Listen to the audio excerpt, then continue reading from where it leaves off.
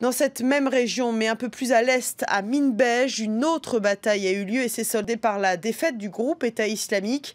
Les forces démocratiques syriennes, une coalition arabo-kurde, patrouille désormais dans la ville en ruine et tente d'éliminer les dernières poches de résistance djihadiste. Florent Rodeau. Voilà à quoi ressemble désormais Minbej. Une ville quasi déserte, où seuls quelques bâtiments paraissent encore tenir debout.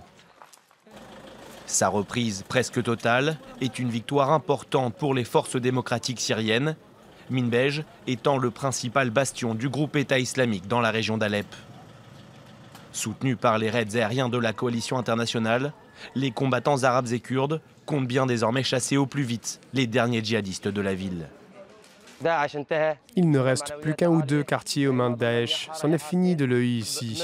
Si Dieu le veut, encore quelques heures, et Minbej sera totalement libéré. Dans le ciel, une épaisse fumée noire. Les djihadistes ne sont qu'à quelques dizaines de mètres.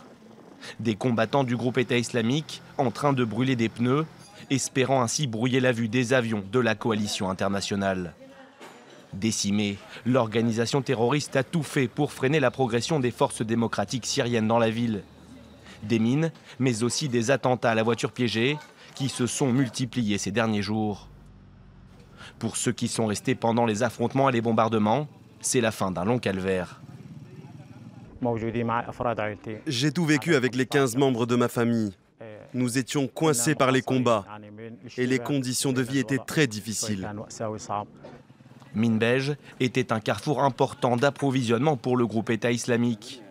Proche de la frontière turque, la ville servait notamment de base logistique à l'organisation djihadiste.